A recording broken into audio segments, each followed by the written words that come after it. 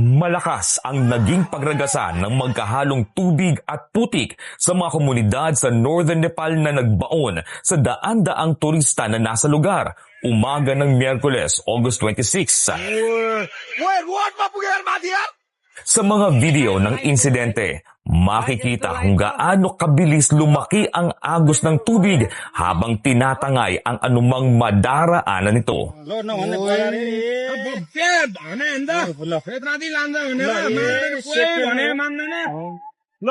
May mga residenteng nagtatakbuhan palayo sa umaapaw na ilog habang ang iba ay nagmamadaling lumikas gamit ang kanilang mga sasakyan.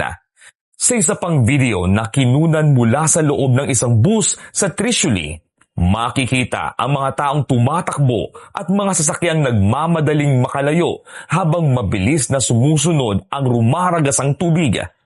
Ayon sa paunang investigasyon, isang magnitude 4.4 na lindol ang naitala bago ang sakuna.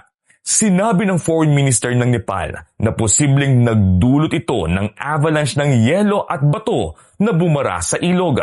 Naipon umano ang tubig na pansamantalang nabarahan ng mga bato bago ito biglang bumigay at magdulot ng malakas na agos ng tubig, putik at debris pababa sa mga komunidad.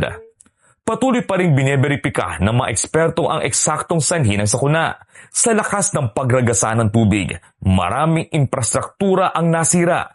Sa isang video, makikitang nahati at tuluyang tinangay ng baha ang isang tulay matapos ang pagbugso ng tubig na may kasamang mga debris mula sa itaas ng ilog.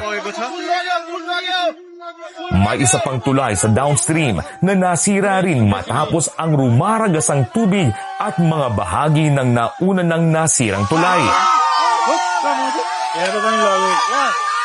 Sa mga aerial shot naman, makikita ang lawak ng pinsalang iniwan ng sakuna. Maraming bahay at gusali sa tabi ng ilog nalubog sa putik, nasira o tuluyang nawala. May mga komunidad ding halos matangay at matabunan ng makapal na putik at debris. Kabilang sa pinakamatinding tinamaan ang Rasuwa at Nuwakot districts, habang napinsala rin ang mga kalsada, hydropower facilities at communication lines. Nagsasagawa na ng search and rescue operations ang mga otoridad sa mga posible pang nakaligtas sa insidente. Makikita sa mga video ang pagliligtas sa mga na-stranded na residente sa pangunguna ng mga pulis, sundalo at emergency responder. Nag-deploy rin ng mga helicopter, bagamat ilan sa mga ito ang nahihirapang makalapag dahil sa patuloy na pagtaas at pag-agos ng tubig. Daan-daang turista pa rin mula sa iba't ibang bansa ang hindi pa nahahanap. Sa pinakahuling tala ng Nepal Tourism Board, aabot sa mahigit 400 turista ang nawawala, kabilang ang 384 foreign nationals mula sa 26 na bansa. Kabilang dito ang turista mula sa India, United States, Australia, Netherlands, Malaysia, United Kingdom at South Africa, habang may mga nawawala rin mula sa iba pang mga bansa.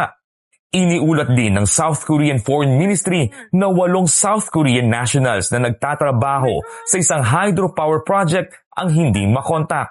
Sinabi naman ni Nepal Prime Minister Balendra Shah na nabigla at lubhang nalungkot ang buong bansa sa malawakang pagkawala ng buhay at ari-arian.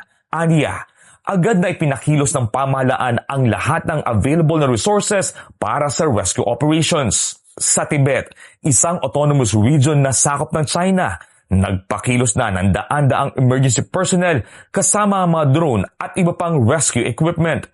Iniutos na rin ni Chinese President Xi Jinping ang all-out search and rescue operation para hanapin ang mga nawawala at maiwasan ang karagdagang casualties. Itinuturing ang sakuna na pinakamapinsalang kalamidad sa Nepal mula nang yumanig ang magnitude 7.8 earthquake noong 2015 na kumitil sa halos 9,000 buhay. Habang patuloy ang paghahanap sa mga nawawala, nagbabala ang mga otoridad sa posibilidad ng panibagong pagbaha dahil sa isa pang natuklasang pagkabara sa ilog sa upstream area.